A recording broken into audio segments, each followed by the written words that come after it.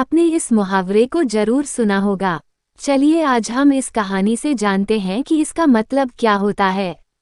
इस कहानी में बताया गया है कि तारों को कैसे ईर्ष्या का भाव उत्पन्न होता है और श्री नारद मुनि उनको कैसे इस मुहावरे का अर्थ समझाते हैं। यह अत्यधिक सुंदर और प्रेरणादायक कहानी है। आप इसे पूरा जरूर पढ़ें। जब सूरज अस्त हो रहा होता है तब हल्की हल्की संध्या से उत्पन्न होती है और चारों तरफ शांत वातावरण जैसा एक अंधेरा सा छा जाता है। सभी जीव जंतु पशु पक्षी अपने निवास स्थान को जाने लगते हैं और हल्की हल्की हवा चलने लगती है।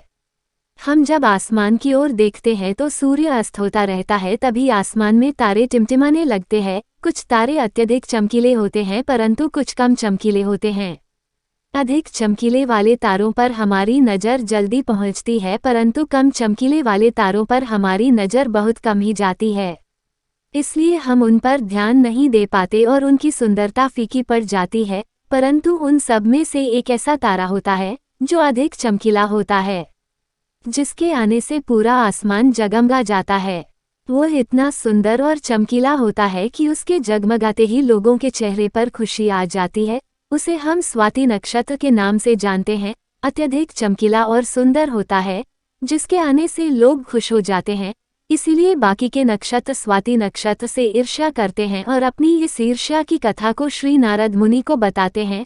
नारद मुनि उन सभी तारों को समझाते हुए कहते हैं कि देखो, जो भी सब्र करता है उनकी कीर्ति संसार में होती है और मुझे प्रतीत होता है कि आप लोगों में धैर्य नहीं है, इसीलिए आप लोग संध्या काल में होते ही तुरंत जगमगाने लगते हैं।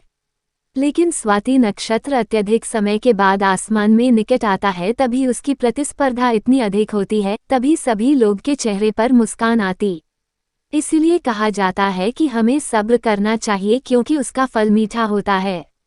यदि तुम देर में आसमान में टिमटिमाते होते तो तुम्हारा भी महत्व होगा और तुम्हें भी लोग अलग नाम से जानेंगे।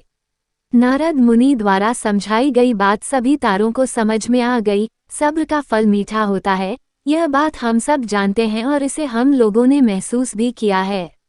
मैं हमेशा अपने कार्य को पूरा करने के बाद उसके परिणाम के इंतजार में उतावला हो जाता हूँ या फिर अपने आने वाले कार्य को पूरा करने के लिए उतावला हो जाता हूँ, जिससे मेरा आने वाला कार्य बिगड़ जाता है। परंतु मुझे ऐसा नहीं करना चाहिए, मुझे सब्र करना चाहिए उस परिणाम का या उस आने वाले कार्य का जिससे मैं उस कार्य को अच्छे से समाप्त करूं और उसका परिणाम भी अच्छा हो। हम जानते हैं जल्दी में लगाया हुआ निशाना हमेशा अपने गोल से बाहर जाता है। हमें धैर्यपूर्वक उस निशाने को भेजना चाहिए, तभी हमें जीवन में सफलता मिलेगी। हमें किसी भी कार्य को धैर्यपूर्वक करना चाहिए, तभी सफलता के दरवाजे खुलते हैं। धैर्य ही ऐसा शस्त्र है जो विकट परिस्थितियों में मनुष्य के मस्तिष्क का संतुलन बनाए रख सकता है और उसको आगे आने वाली चुनौतियों को से निपटने के लिए नए मार्ग को बतला सकता है। बड़े बड़े महात्मा और महापुरुषों के द्वारा भी बताया गया है कि हमें भी किसी कार्य में सफलता पानी है तो उसे चिंता मुक्त होकर करना चाहिए और सब्र रखना चाहिए।